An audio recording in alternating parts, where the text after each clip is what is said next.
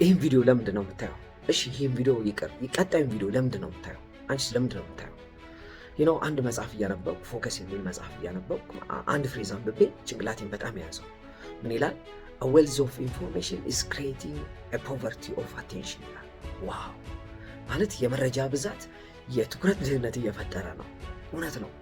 የዛሬ 5 ዓመት 30 ዓመት እኔ ተማሪ ያለው ደግሞም ስራ ጀምሬ በነበረበት ሰዓት የመረጃ ምንጮቻችን በጣም ጥቂት ናቸው።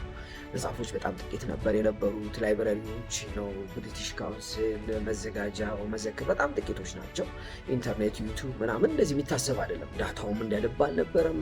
ሪሶርሶችም አበንደንት አልነበረም። ቲክቶክ ምናምን ደግሞ በጣም ቬሪ ሪሰንት ኢቨንት ነው አይደለም። እና በዛ ሰዓት መረጃ የነበረው ሰው ማለት ከየትኛውም ሰው ቀድሞ ከመጽሐፍ የሚሆን ከኢንተርኔት የሚሆን መረጃ ስለ የትኛውም ጉዳይ ላይ ቀድሞ መረጃ የነበረ ሰው አሸናፊ የሚሆንበት እድል በጣም ሰፊ ነው በፈለገው ዘርፍ። አሁን ላይ ግን የተለየ ኤጅ ላይ ነው ያለ ነው። በዚህ ሰዓት መረጃ በጣም ከብዙ ምንጮች እናገኛለን። ከዩቱብ እናገኛለን፣ ከኢንተርኔት፣ ከቻት ጂፒቲ፣ ከተለያየ ነገሮች መረጃዎችን እናገኛለን። ጉዳዩ በዚህ ሰዓት የመረጃ መኖርና ያለመኖር ጉዳይ አይደለም። በዚህ ሰዓት ዋናው ጉዳይ ትኩረት አለ ወይ? እንደምታዩት ለራሳቸው ጉዳይ አቴንሽን በራሳቸው ጉዳይ ላይ ትኩረት ያላቸውና የሌሎችንም ሰዎች ትኩረት በራሳቸው ጉዳይ ላይ እንዲኖር ያደርጉት አስዋይ ነው። ቲክቶክ ላይ ኢንፍሉዌንሰር፣ ዩቲዩብ ላይ ኢንፍሉዌንሰር የሚባሉ ሰዎች የራሳቸው ጉዳይ ላይ ትኩረት አላቸው፣ የሌሎችንም ትኩረት ስበዋል። እነዚህ ሰዎች አሸናፊ ናቸው፣ ሰክሰስፉል ናቸው በሚፈልጉት መልክ ማለት ነው። አሁን ስናወራ ፖቨርቲ ኦፍ አቴንሽን ብቻ አይደለም፣ የትኩረት ድህነት ብቻ አይደለም። የትኩረት ድህነት ማለት የኪስ ድህነት ነው፣ የጤና ድህነት ነው፣ የብዙ ነገር ድህነት ነው። ኦቤሲቲ እናውቃለን አይደል? በዚህ ሰዓት ኦቤሲቲ ማለት ሰዎች ምግብን በመብላት ብዙ ሰዎች ክብደት መቀነስ ጉዳያቸው ነው። ምክንያቱም በአንጻራዊነት አበንደንስ ኦፍ ምግብ አለ። ስለዚህ ምግብ ይመገባሉ፣ እንቅስቃሴ የላቸውም፣ ስለዚህ ይወፍራሉ። ልክ እንደዛ ሁሉ መረጃ አለን። በመረጃ ምክንያት ኦቢስ ነን ማለት ቦርጭ አለን። የመረጃ ይሄም ያንንም እንቃርምና በጣም ብዙ ነገር ይኖረናል።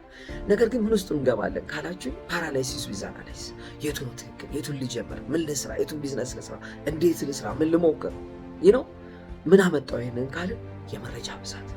ስለዚህ በጣም መለማመድ ያለብን ብዬ የማስበው ማለት ነው አንደኛ ምንድነው ማየት የምፈልገው? ለምን ሲጀመር ወደ ስልካችሁ ገብታችሁ ዩቲዩብን ከመክፈታችሁ በፊት ቲክቶክን ከመክፈታችሁ በፊት ፐርፐዝ ሊኖረው ይገባል። አይ ነው አንዱ ፐርፐዝ መዝናናት ነው። ግን መዝናናት ብቻ ህይወት ላይሆን ይችላል። ተግባብተናል አይደለ?